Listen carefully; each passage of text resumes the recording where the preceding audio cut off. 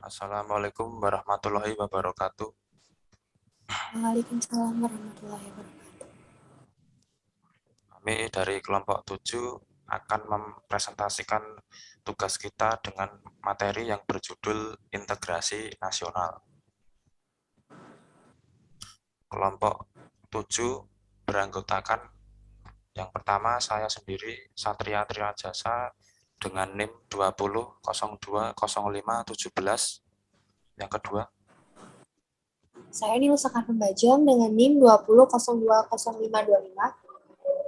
yang ketiga, Saya Muhammad Sakbari dengan NIM 20020543.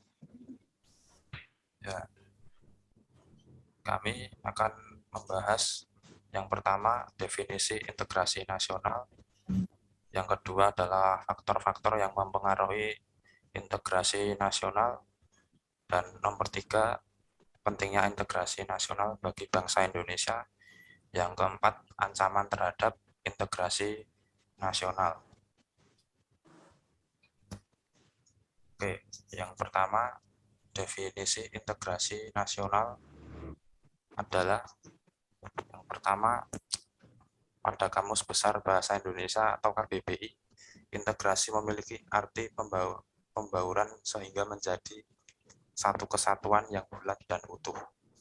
B. Secara politis, integrasi nasional secara politis ini memiliki arti bahwa penyatuan sebagai kelompok budaya dan sosial dalam kesatuan wilayah nasional yang membentuk suatu identitas nasional.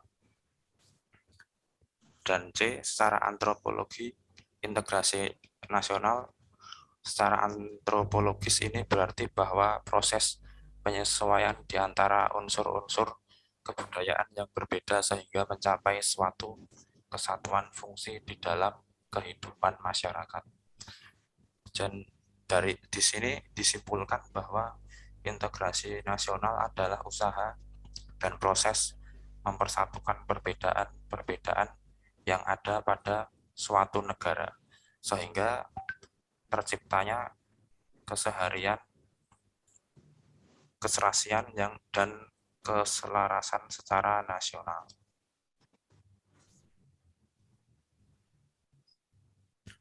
Oke, selanjutnya faktor-faktor yang mempengaruhi integrasi nasional. Yang pertama, adanya rasa yang senasib dan seperjuangan yang diakibatkan oleh faktor-faktor sejarah. Yang kedua, adanya ideologi nasional. Ideologi nasional negara kita adalah Pancasila. Sebagai ideologi nasional, Pancasila tidak dapat digantikan oleh ideologi manapun. Yang C, adanya sikap, tekad, dan keinginan untuk kembali bersatu. Perbedaan inilah yang membuat masyarakat Indonesia mempunyai keinginan untuk mempersatukan perbedaan di dalam satu kesatuan bangsa yang utuh, baik di dalam masyarakat tradisional dan modern. D. Adanya ancaman dari luar. Untuk mengantisipasi ancaman dari luar dalam kaitannya dengan bahaya globalisasi dan modernisasi, integrasi nasional perlu diwujudkan di setiap lapisan masyarakat yang ada tinggal di wilayah Indonesia.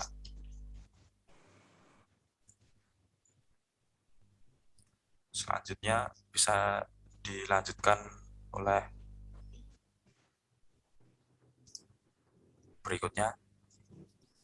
Oke, selanjutnya faktor-faktor yang mempengaruhi integrasi nasional selanjutnya yaitu ada faktor pendukung.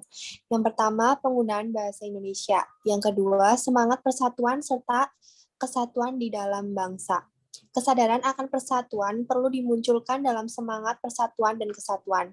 Hal ini diperlukan untuk menjalin rasa kekeluargaan, persahabatan, dan sikap saling tolong-menolong antar sesama dan bersikap nasionalisme. Yang ketiga, adanya kepribadian dan pandangan hidup kebangsaan yang sama, yakni Pancasila. Pancasila adalah landasan ideal bangsa yang kedudukannya sangat berpengaruh bagi jalannya kehidupan berbangsa dan bernegara. Yang keempat, adanya jiwa dan rasa semangat dalam bergotong royong. Selanjutnya ada faktor penghambat. Yang pertama, kurangnya penghargaan terhadap kemajemukan. Kurangnya penghargaan terhadap kemajemukan yang dilakukan oleh pemerintah maupun masyarakat Indonesia sendiri membuat kemajemukan itu terkikis secara perlahan-lahan. Yang kedua, kurangnya toleransi antar sesama golongan. Kurangnya toleransi terhadap perbedaan yang terjadi secara terus-menerus akan membuat sebuah bangsa hancur akan sendirinya, sehingga integrasi nasional tidak akan pernah terwujud. Yang ketiga, kurangnya kesadaran di dalam diri masing-masing rakyat Indonesia. Di era globalisasi, masyarakat menjadi lebih individualisme dan cenderung tidak memperdulikan kondisi dan situasi yang ada di sekitarnya. Jika tidak dicegah, rasa kesadaran diri yang berkurang sebagai dampak globalisasi akan makin mempersulit terwujudnya integrasi nasional. Yang keempat, adanya sikap ketidakpuasan terhadap ketimpangan dan ketidakmerataan pembangunan.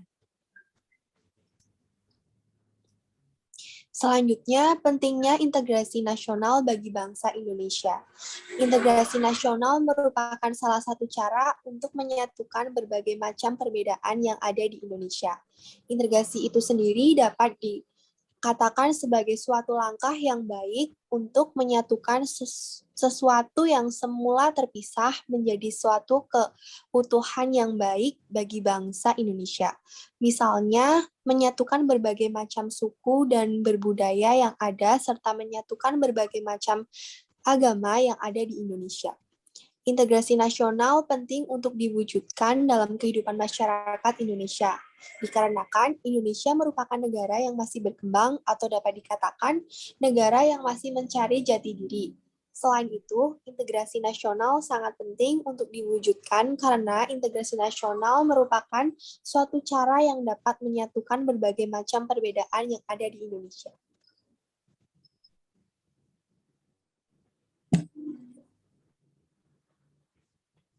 Selanjutnya, ancaman terhadap integrasi nasional.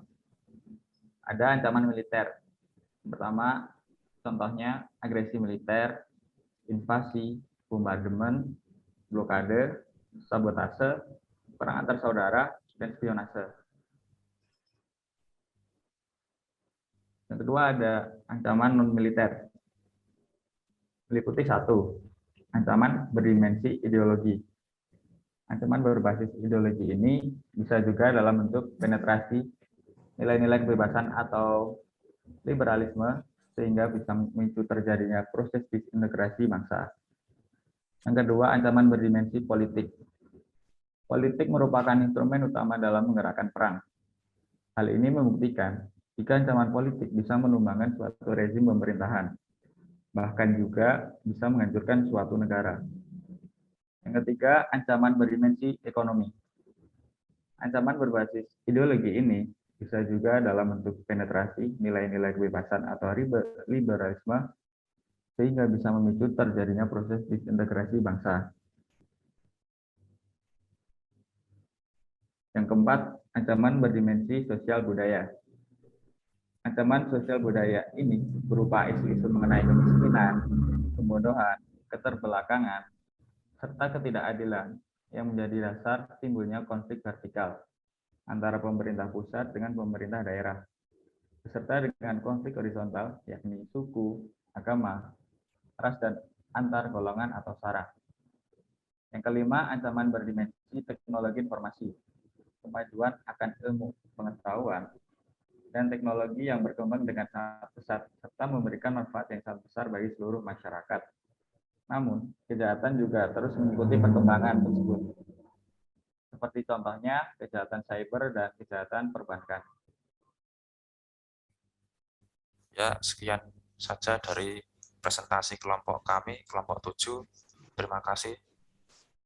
Assalamualaikum warahmatullahi wabarakatuh. Waalaikumsalam warahmatullahi wabarakatuh. Waalaikumsalam.